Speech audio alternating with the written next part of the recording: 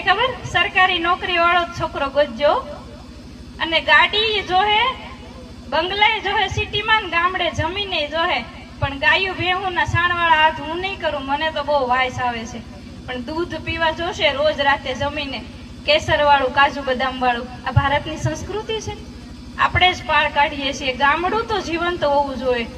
અને mummy papa ગોતતા હોય ને ત્યારે તો એટલા બધા નખરા કરે કે સરકારી નોકરી વાળો જોઈએ ને આ જોઈએ ને તે જોઈએ, અને તમારે જવું હોય તો ડ્રાઈવરે હાલે તોય તમને વાંધો નથી. અને પછી અહીંયા જે મા બાપ બેઠા છે ને બધાને કહું, નાના બાળકો બેઠા એટલે પાયાના પથ્થરથી શીખવવું જોઈએ કે જે દીકરી પોતાની રીતથી પાત્ર પસંદગી કરીને જાય ને એને ગમે એ દુઃખ થાય ને તો એની સામું જોવું જ નહીં, ભૂલી જ જવાનું કે મારી દીકરી છે. દર્દ થાય, દુઃખ થાય, પીડા થાય, આજે હું હેરાન થતી હોય મારા પપ્પાથી સહન ન થાય, પણ ભૂલી જ જવાનું, કારણ કે એને ભૂલ કરી છે ને તો એને ભોગવવા દો. પણ એના કરતા મમ્મી પપ્પાએ પસંદ કરેલા પાત્ર સાથે આપણે ગયા હોય તો આપણે એને પૂછી તો શકીએ ને, કહી તો શકીએ ને કે પપ્પા મને પરિવારમાં આ તકલીફ છે, આ દુઃખ છે. પછી પરિવારથી નોખું થવું ને એ કોઈ તકલીફ કે દુઃખ નથી, અને એને આપણે અત્યારે સૌથી મોટું દુઃખ બનાવી દીધું છે.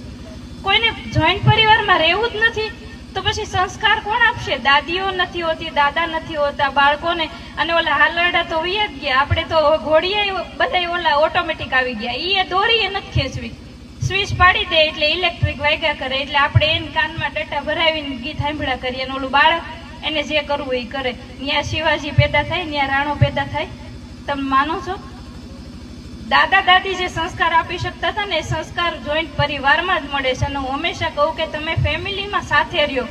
નોખું થવાનો ક્રેઝ ક્યાંથી આવ્યો એ જ નથી સમજાતું. વેસ્ટર્ન કલ્ચરને ભારતમાં આપણે ઘુસાડી શા માટે દીધો છે? શિક્ષણ જ્યારે આજે ઘનશ્યામભાઈ જેવા વ્યક્તિ, એને એનો પરિવાર છે, હું જોઉં છું એની દીકરીઓ, એના ધર્મપત્ની ઘનશ્યામભાઈ બધા દોડે છે. ભાઈ તો આ સંસ્થાના ઓનર છે, ટ્રસ્ટી છે, એને ક્યાં દોડવાની જરૂર છે? આખો પરિવાર અહીંયા સોફા લગાવીને બેસી જાય તેને કોણ કહેવાનું? પણ એને તમારી ચિંતા છે કે અહીંયા આ લોકોને શિક્ષણ મળે. અને આ એક એવી, હું એમ કહું છું કે આ સંસ્થા કે સ્કૂલ નથી, એક મંદિર છે, કારણ કે ઘનશ્યામભાઈ પોતાનું નુકસાન કરાવીને પણ તમને ભણાવે છે. અમે જાણીએ છીએ કે એને કંઈ પ્રોફિટ નથી મળતું તમારાથી, છતાં